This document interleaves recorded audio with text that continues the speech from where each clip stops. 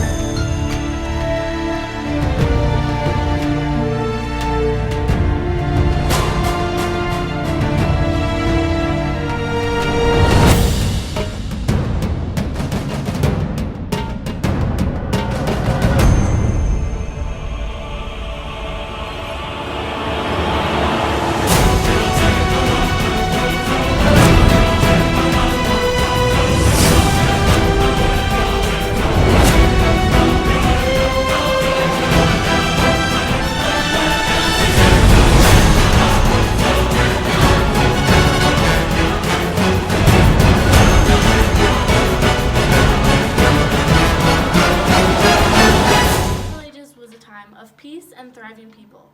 This period lasted between the Roman Empire and the modern age.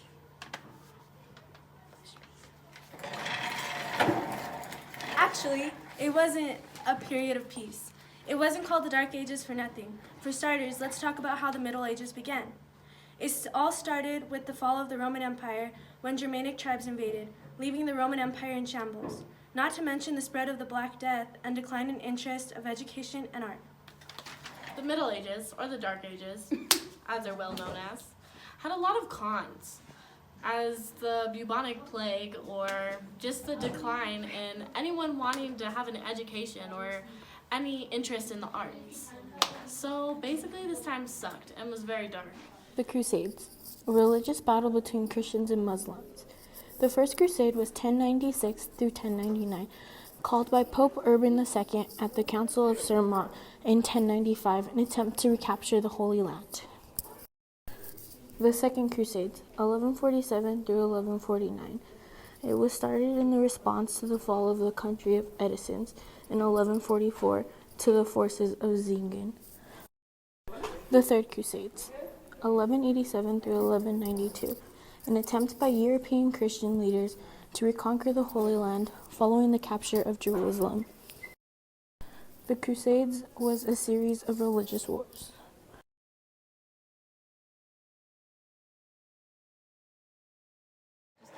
You're not wrong, but there were some pros to this time period. There may have been the death from the Black Plague, but Europe was having a hard time feeding their people due to their overpopulation anyway.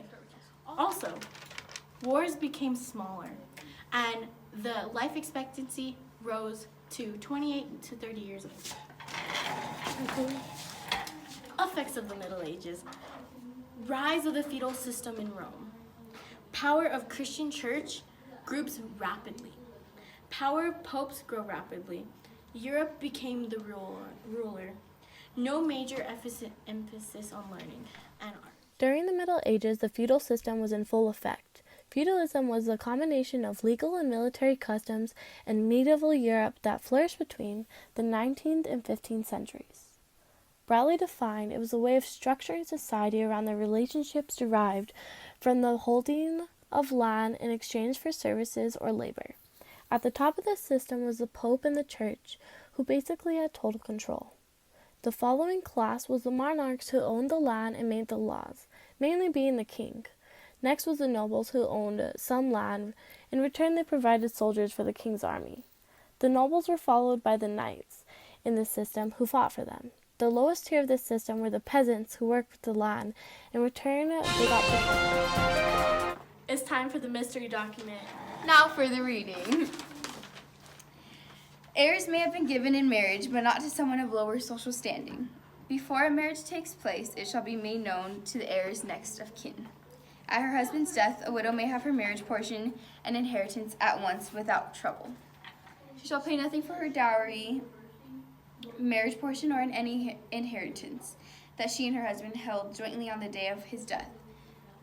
She may remain in her husband's house for 40 days after his death, and within this time period her dower shall be assigned to her. That's all fine and dandy, but do you know what this document is? Obviously, it's from the Magna Carta. The Magna Carta.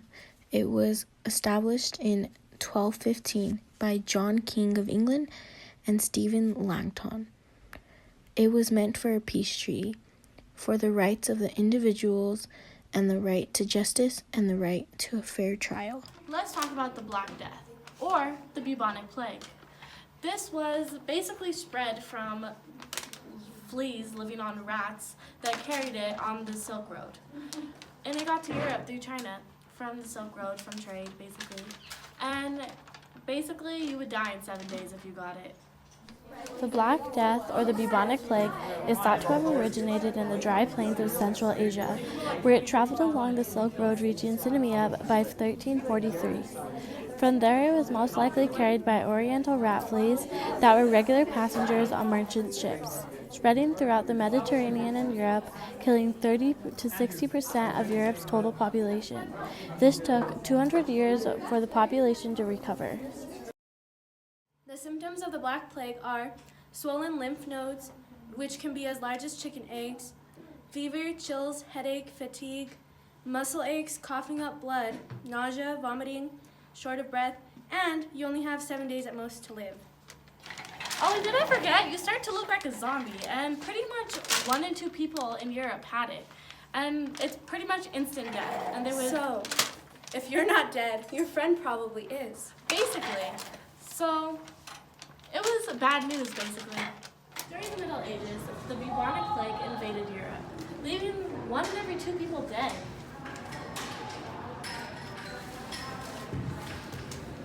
It's just me now. My husband, my kids, they died from the plague.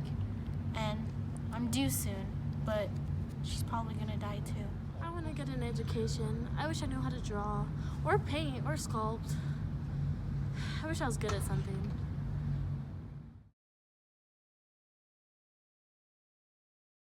This is a quote from Alfonso X, King of Castile. Had I been present at the creation, I would have given some useful hints for the better ordering of the universe. Quote by Nicholas of Cusa. For even he who is most greedy for knowledge can achieve no greater perfection than to be thoroughly aware of his own ignorance in his particular field. The more to be known, the more aware he'll be of his ignorance. Quote, Peter Abelard. Against the disease of writing, one must take special precautions since it is a dangerous and conscious disease. From Albertus Magnus. Do there exist many worlds, or is there but a single world? This is one of the most noble and exalted questions in the study of nature. How were women treated in the Middle Ages? During the Middle Ages, it was not a comfortable time for women. Most women were dominated by men. It could be their husband, their father, their brother. Anybody could beat them, for a matter of fact. They had to listen and do what their duties were. Women had to know their place. They had to know what to do. Their duty was to be a wife, a mother, a housekeeper. Even the church saw them as agents of the devil. Higher class women were known as models or pieces of art. If you didn't want to get married, you had to become a nun. Women got married as young as the age 11 or 12. Couples tried to have children because 1 out of 4 children died.